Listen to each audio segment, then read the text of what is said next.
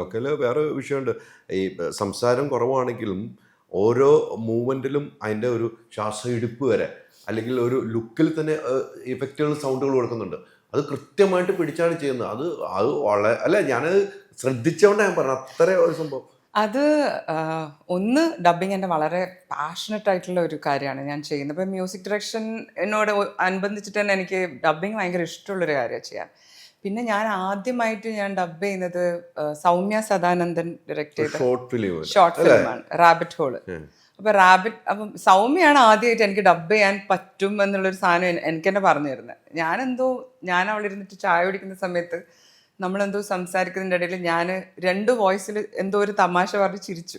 ഇന്നാൾ ഇങ്ങനെ പറഞ്ഞു, അയാൾ ഇങ്ങനെ പറഞ്ഞു. അപ്പോൾ ആ 2 മോഡുലേഷനും കേട്ടപ്പോൾ സൗമ്യ പെട്ടെന്ന് ഇങ്ങനെ സൈലൻ്റ് ആയിട്ട് എൻ്റെ അടുത്ത് ചോദിച്ചു, സയ നീ ഡബ് ചെയ്യുമോ എന്ന് വെച്ചു. ഞാൻ പറഞ്ഞു ഞാൻ ഇതുവരെ എൻ്റെ ജീവിതത്തിൽ ചെയ്തിട്ടില്ല, ട്രൈ ചെയ്യുമോ? ഞാൻ പറഞ്ഞു ട്രൈ ചെയ്യാം.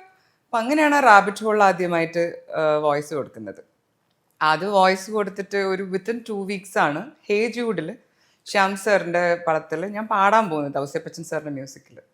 അപ്പം പാട്ട് പാടി കഴിഞ്ഞപ്പം ശ്യാം സാർ എൻ്റെ അടുത്ത് ചോദിച്ചു, സായ ഇങ്ങനെ തൃശക്ക് വേണ്ടിയിട്ട് നമ്മളൊരു വോയിസ് നോക്കുന്നുണ്ട്, സായ ഡബ് ചെയ്യുമോ എന്ന് വെച്ചു. ഞാനിപ്പോൾ ഡബ് ചെയ്തു. ഞാൻ ഇപ്പോൾ ഡബ് ചെയ്തിട്ടേ ഉള്ളൂ, ഒരാഴ്ച മുമ്പ് ഡബ് ചെയ്തിട്ടേ ഉള്ളൂ. അപ്പോൾ ഐ എം ഇൻട്രസ്റ്റഡ് എന്ന് പറഞ്ഞു. അങ്ങനെയാണ് ആക്ച്വലി ഹേ ജൂഡിന് വേണ്ടിയിട്ട് ചെയ്യുന്നത്.